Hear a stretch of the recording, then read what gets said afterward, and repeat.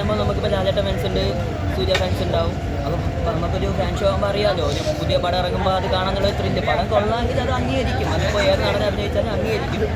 പക്ഷേ എൻ്റെ ഒരു എക്സ്പീരിയൻസ് വെച്ചിട്ട് ദളപതിയുടെ പടങ്ങൾക്ക് ഒരു പടം വരത്തില്ല. കാരണം കേരളത്തിലെ അമ്മമാർക്കെന്ന് വെച്ചാൽ മകനും ഞങ്ങളെപ്പോലുള്ളവർക്ക് അണ്ണനും പിന്നെ എല്ലാവരും പെങ്ങന്മാർ, ആ ഒരു മൈൻഡാണ് അണ്ണൻ്റെ എന്ന് പറഞ്ഞത്. പക്ഷെ ബാക്കി പടം വരും. സൂര്യൻ്റെ കഴിഞ്ഞൊരു പടം ഉണ്ടായിരുന്നു, ഒരു കാണുക പറഞ്ഞത്, അത് പൊട്ടി പാളീസായി അങ്ങ് എച്ചിൽ വരുവായി.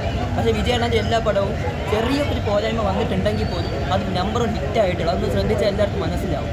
അതാണ് പറഞ്ഞത്, അണ്ണൻ എന്ന് വെച്ച് കഴിഞ്ഞാൽ ഒരു വികാരമാണ്. കാരണം നമ്മളിപ്പോൾ അമ്പലത്തിൽ പോയി ദൈവത്തിൻ്റെ പ്രാർത്ഥിക്കാറുണ്ട്, നമ്മൾ വിശ്വാസം കൊണ്ട് പ്രാർത്ഥിക്കും. പക്ഷേ നമ്മുടെ അണ്ണൻ എന്താണ്, തെറ്റുകണ്ട പ്രതികരിക്കും, ന്യായത്തിൻ്റെ അവിടെ നിൽക്കുകയുള്ളൂ. ഒരിക്കലും അണ്ണൻ അനീതിക്ക് കൂട്ടി നിൽക്കത്തില്ല. അതാണ് നമ്മുടെ അണ്ണൻ എന്ന് വെച്ചാൽ നമ്മുടെ ദൈവം. ആ ദൈവം തെറ്റിനോട് പ്രതികരിക്കുന്നുണ്ട്.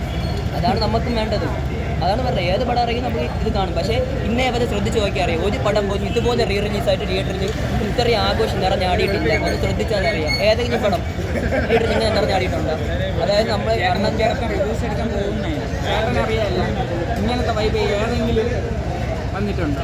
സംശയം ഉണ്ടായിരുന്നെങ്കിൽ ചേട്ടൻ ഒന്ന് തിയേറ്ററിനകത്ത് വന്ന് നോക്കണമായിരുന്നു. പയ്യന്മാരുടെ എനർജിയും പയ്യന്മാരുടെ ആ ഒരു ഊർജ്ജവും.